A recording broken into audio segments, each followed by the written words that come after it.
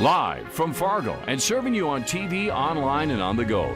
This is Valley News Live at 5:30. We begin with breaking news. One man is in jail and 2 women are recovering after an assault that led to 2 vehicles being stolen. Officials say it happened around 11 this morning when the Clay County Sheriff's Office was dispatched on a report of an assault in rural Felton, Minnesota. Police say 2 females were assaulted by a male and taken to local hospitals. Authorities believe the victims and suspect know each other. Officials say the suspect then stole a vehicle from the residence, later abandoned it and stole a second vehicle from the Cragness area. The suspect has been identified as 39-year-old Thaddeus Severson. He's currently being held in the Cass County, North Dakota jail, pending formal charges. A 29-year-old man from Monoman, Minnesota is now facing 4 felony charges after an incident that sent a 3-year-old to the hospital. Edward Fairbanks is now charged with first-degree great bodily harm, malicious punishment of a child, third-degree assault, and malicious punishment of a victim under 4. Authorities say the incident happened at this apartment complex in Monoman on June 8th. The child was flown to Fargo for medical treatment for skull fractures and marks on the body appearing to be taser burns. We're also following a developing story this evening as Fargo police are asking for your help finding 15-year-old Zaria Weatherspoon. Police say she was reported as a runaway on Saturday. She's described as 5'9", 150 pounds with brown hair and brown eyes. If you have any information as to where Zaria is, you can call dispatch at 451-7660 or your local law enforcement. Police in West Fargo are asking for the public's help in finding a missing 16-year-old girl. Officers say Sumia Mukwadim left home July 20th and has not talked to her family since. She is described as 5'9", 146 pounds with long black hair and black eyes. Police say she was seen on video at West Acres Mall being dropped off and picked up by 2 different people in 2 different vehicles. If you know where she is, please contact the West Fargo Police Department at this phone number, 433-5500. And the Bemidji Police Department also needs your help finding a missing 14-year-old girl. Officials say Rebecca Lewis was last seen yesterday just after midnight at the Evergreen Youth Center. She is described as about 5'2", 120 pounds with brown eyes and long brown hair with red tint. She was last seen wearing a gray V-neck dress with white Nike Air Jordan tennis shoes. She has a pierced nose and several scars on her wrist and legs. If you have any information on her whereabouts, go ahead and call police at this phone number, 218-333-9111. For all those people who like temperatures that are a little bit cooler, you might have liked today's weather. Let's find out how this evening is looking. Here's Nathan with your first alert forecast. Hey, Nathan. Hey, Andrea. Yeah, pretty quiet day for most of us, but we did have a few funnel cloud pictures sent in to us, and we have a couple photos of those, actually. This one from the Pingree area around 3:15. Don Trey uploaded this one. You can see a very thin funnel cloud there around the 3:15 hour this afternoon in the Pingree area, and these are very shallow, altitude-wise showers, and so not expecting anything too much to come of any of these funnel clouds. If you do indeed see them, the chances of them hitting the ground are low at this point. And then we do have another photo, this one from the Carrington area just before noon. This one a little bit on the bigger side, but a little bit shorter than the one from the Pingree area. And this one Roger uploaded to our website there. Thanks so much to both Don Trey and Roger for uploading your funnel pictures. And if you see a funnel picture, or if you see a funnel cloud, feel free to send us a picture if it is indeed safe to do so. But look at how small these showers are, highly isolated. You can see some just toward the south and west of Fargo near the Lisbon area, seeing some pockets of heavier rainfall, but not seeing any lightning or thunder with these at this point. And then up toward Devil's Lake, Grand Forks, seeing a few just, again, isolated downpours at this point. But of course, could still see a few funnel clouds here or there, Andrea, this evening. But we are watching some more active weather toward the end of this week, and we'll talk more about that coming up in a couple minutes. All right. Thanks, Nathan. A West Fargo family is pleading for answers after they say someone brutally beat their 8-month-old kitten while it was playing outside. It happened Tuesday morning in the 2100 block of 10th Avenue West and landed the cat in emergency surgery. Valley News Team's crime and safety reporter, Bailey Hurley, talked with the family today, who says they want justice before another pet falls victim.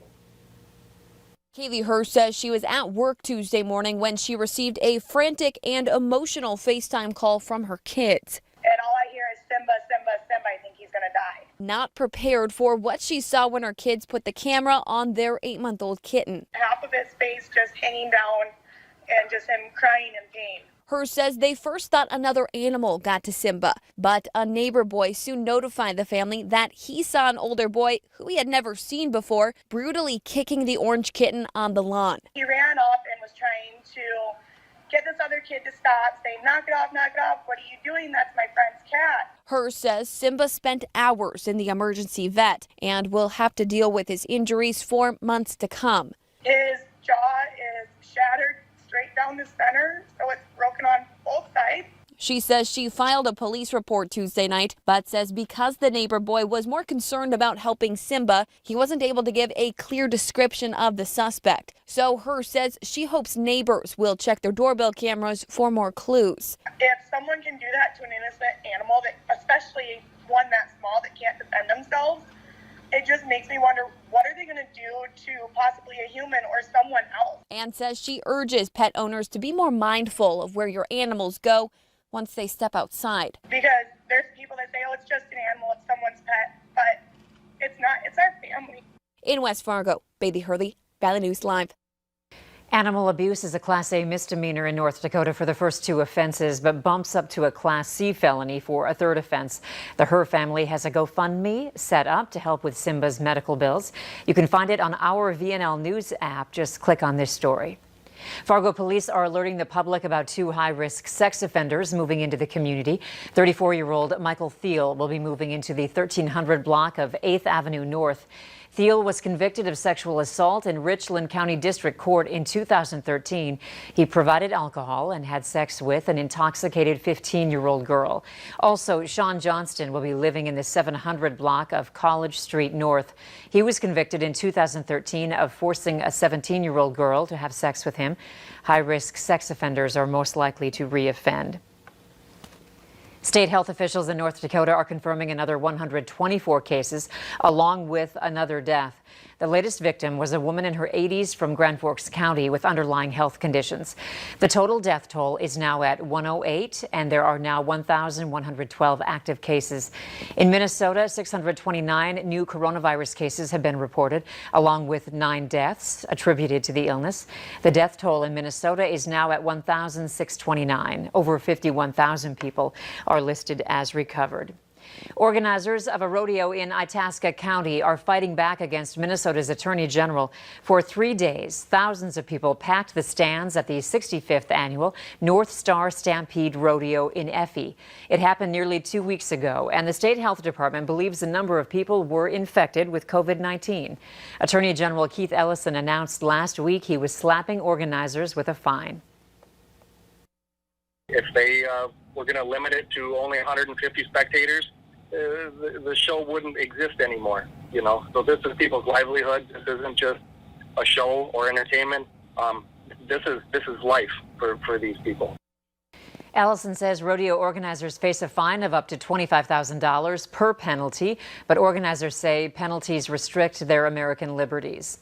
The pandemic is not just costing jobs, but leaving millions of people without health insurance. Nearly half of Americans get their health insurance through work.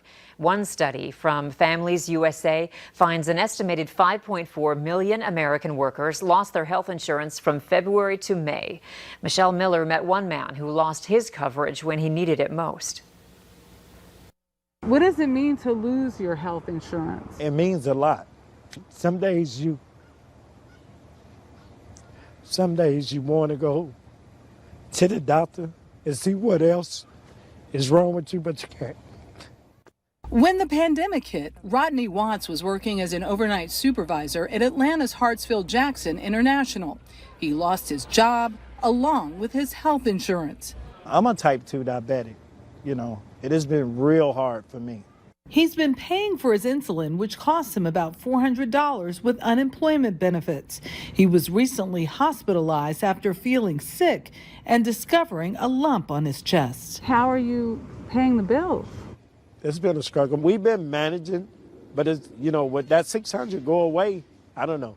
The Kaiser Family Foundation, a nonprofit that focuses on national health issues, estimates that about 27 million Americans are at risk of losing coverage during the pandemic. Larry Levitt is the foundation's executive vice president of health policy. It's never a good thing to lose your health insurance, but it's particularly risky in the midst of a pandemic. The foundation estimates that 4 out of 5 people who lost their employer health insurance are eligible for help through the Affordable Care Act or Medicaid. But many just don't know about it. People who don't have health insurance hesitate to seek medical care, worrying about the big medical bills. It costs us a lot. As for Rodney Watts, I got to go find work. I got to get my health coverage because I got a lot of people that depends on me. I got a wife, I got grandkids, got kids, and I can't fail them. I can't fail them. Watts says he's determined to get health insurance to keep his family safe. Local healthcare providers say routine cancer screening numbers have plummeted since the start of the coronavirus pandemic, including mammograms. Sanford Health says in March there were only 8 new breast cancer diagnoses. If you were one of the many who put off a test, they encourage you to reschedule soon, saying mammograms are your best chance at early detection and better treatment options. If we're delaying it even 6 months or a year, that gives an opportunity for something to grow a little bit bigger within the breast. And so we're potentially delaying a diagnosis, which can make a big difference in the advancement of the cancer. Dr. Castor says Sanford's clinics and hospitals are safer and cleaner than most other places, adding there's no reason not to come in for your annual exam. And don't forget to sign up for the new and improved Cass Clay Alert System. The system will be used for emergencies like shelter-in-place orders and severe weather alerts from area law enforcement, as well as fire and emergency officials. They say the new system is more user-friendly. To sign up, you can find the link on our VNL News app. And take a look at this. Dramatic video caught the moment a massive blast rocked a port in downtown Beirut on Tuesday, damaging buildings and blowing out windows and doors as a giant mushroom cloud rose above the capital. The blast that swept the Lebanese capital left more than 60 people dead and 3,000 injured. According to the Lebanese health minister, miles from the scene of the blast, balconies were knocked down and ceilings collapsed. Still ahead on Valley News Live at 5:30, there's a new way to record 15-second video clips. And Instagram is hoping you like it so much you'll forget about TikTok. Still a few clouds hanging around for our Wednesday evening temperatures. Cooling through the 70s into the 60s here in Fargo, a light southeast wind. And in Grand Forks, again, a few clouds hanging around, but do expect some sunshine to join us for some parts this evening. Again, cooling into the 60s. We'll talk about a more active weather pattern at the end of the week coming up next.